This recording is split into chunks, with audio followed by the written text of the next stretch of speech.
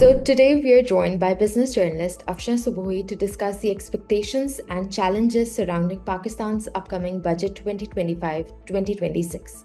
With promises of a strategic document aimed at providing clear direction to the economy, we'll explore whether these hopes can translate into meaningful reforms. Thank you so much for joining us today. My pleasure. Thank you. So, the finance minister has described this budget as a strategic document aimed at providing clear economic direction. So, from your research, what elements would make a budget truly strategic for Pakistan? Let's hope that he walks his talk. But to me, a shift from the routine would lead the budget to address the basic structural flaws. At least it should show that there's some effort on the part of the government to address issues that everyone is aware of. But somehow the budgets end up to be a routine ritual rather than actually addressing what needs to be addressed. So we hope and we pray that this time they actually try to do something which is realistically doable and actually an effort to address issues which ail this economy. It needs to be people-centric. To me, judging any policy would in the end mean, I would like to know how is it going to play out for the general public. So if it's not people-centric, the other important element must be the wealth generation, the expansion in the pie of the economy. So if there's a serious effort to create the right environment for investment, the right environment for businesses to grow, that's going to help. And I think it's extremely important. There's one more issue that needs to be addressed.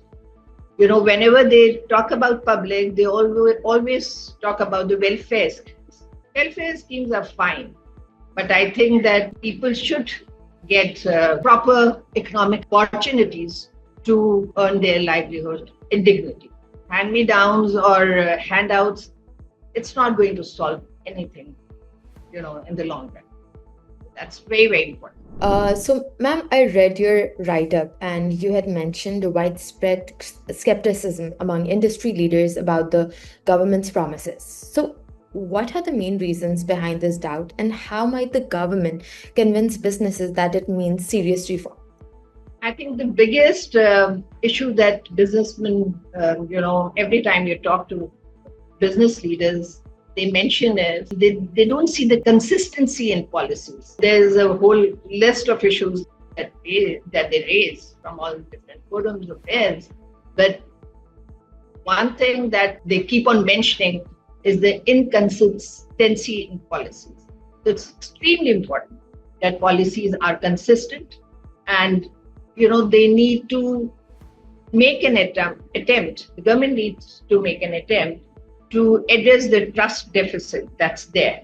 They need to engage with the businesses. They need to actually listen to what their issues are. There might be, several things which we can kind of, mention regarding the behavior of the business class. But, in the end, it's going to be the private sector, which is going to invest and expand the economy. So it's extremely important to listen to what they're saying and try to accommodate as much as they can. Right. So, ma'am, how realistic is it for the government to broaden the tax base without, further burdening already taxed sectors, especially given concerns over, double taxation? All it needs is intent. If the government really wants to do something, I'm convinced that they can actually deliver. We have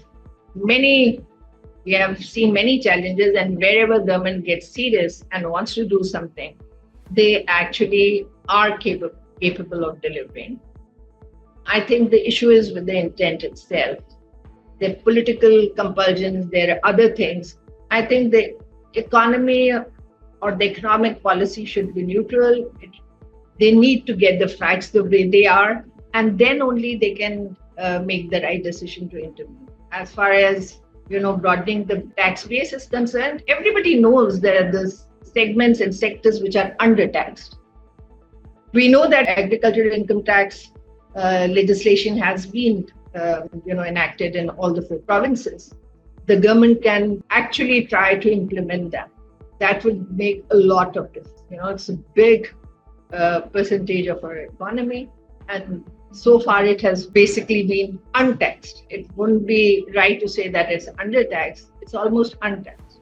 Actually, it serves as an avenue for evading tax. People earn elsewhere and then they show it as their agricultural income to avoid tax. One area is agricultural income, then there is wholesale retail sector, which is a huge segment of GDP. There are other, in services sector also, there are multiple areas where we feel that there's the scope to improve the tax compliance. So they need to work on, their tax machinery need to be improved. There is a lot of corruption, everybody knows about that. So there's room for improvement over there. But then the tax base itself, if they broaden it, obviously people who are already in the net, they can give some relief. Right. So finally, in your opinion, what sectors hold the most promise for export, diversification and growth? And how can the budget incentivize their development? Basically, the government should and must perceive our population as an asset rather than a liability. Unless and until we start investing in our youth, we start kind of incentivizing, basically job creating segments, we won't be able to address, we can't really trigger growth. Because for growth to actually actualize, it's extremely important to support investment, to support wealth creation. And for that, it's extremely important to focus on sectors that have not been able to get the attention they deserve, like IT sector, like startup. There's whole ecosystem startup that I'm sure can go if government incentivize. There's a lot of talent, there's a lot of scope. There's another area which is, I think, extremely important, and it's the manufacturing. I think in Pakistan, policies are tilted more towards trading. I think it's about time that we start and understand how important the industrialization or the manufacturing sector. Government must and should kind of, prioritize to support the manufacturing vis-a-vis trading. Before we wrap up, is there anything that you would like to say or anything that we have missed out from your write-up or, yeah? I think that for the government to do what we think is the best for the country, it's also extremely important that citizens, common people, they take more interest in the economic affairs and, specifically the budget of the country. So I think it's my responsibility and your responsibility to explain to the people what actually budget is. And because, it's our money that the government is dealing with. It's, public money. So people need to take more interest, and I think ultimately it's going to be the pressure of the public that's going to force the government to, move in the right direction. So I think it's very, very important to demystify a budget and to explain it so that ordinary people can understand that budget is not just estimates of income of the government and their expenditure priorities. It's also a reflection of the government policies. And for policies to be more people-centric, there needs to be pressure from public to things the right way. We look forward to seeing how things unfold and hope for positive changes ahead. Absolutely.